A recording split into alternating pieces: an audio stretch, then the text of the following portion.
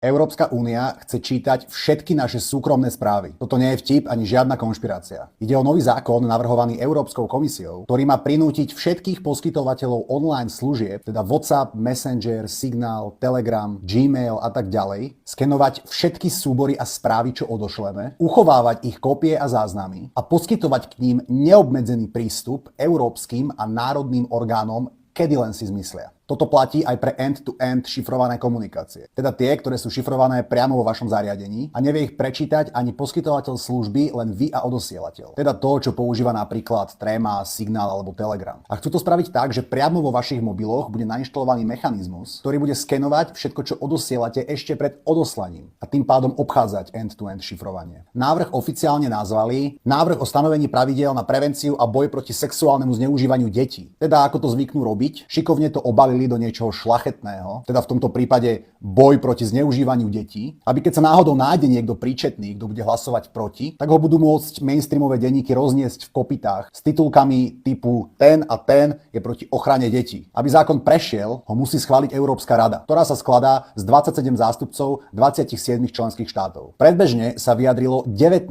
z 27 členských štátov, že by návrh podporili. Stačí, aby sa k ním pridalo Nemecko alebo nejaké dva menšie členské štáty a tento totalitný zákon prejde. Smutné je, že k týmto 19 štátom patrí aj Slovensko. Ešte nie je nič definitívne, ale ja dúfam, že to bola ale nejaká nepozornosť ministra Migála, keď vyjadril v mene Slovenska, že slovenská vláda tento návrh podporí. A dúfam, že do hlasovania, ktoré prebehne 14. októbra 2025, si to ešte poriadne naštuduje, že pod čo nás vlastne chce podpísať. Európa bola kedysi najslobodnejšie a najúžasnejšie miesto na svete. Vznikla tu demokracia, vznikla tu sloboda, vznikla tu veda, vzniklo tu umenie a vznikol tu aj zdravý rozum. Ale napriek tomu, že tu tieto koncepty vznikli, tak sa všetky postupne vytrácajú. Dnes nás Európa len každým dňom prekvapuje, že v čom ešte všetkom je nás schopná regulovať, obmedzovať a šikanovať. Z Európy sa pred našimi očami stáva najviac totalitná spoločnosť na svete. Už predbehla aj Rusko, o chvíľu dobehne Čínu a časom možno aj Severnú Koreu. Od nezmyselných regulácií na elektrospotrebiče cez bizarné zákazy ako plastové slámky,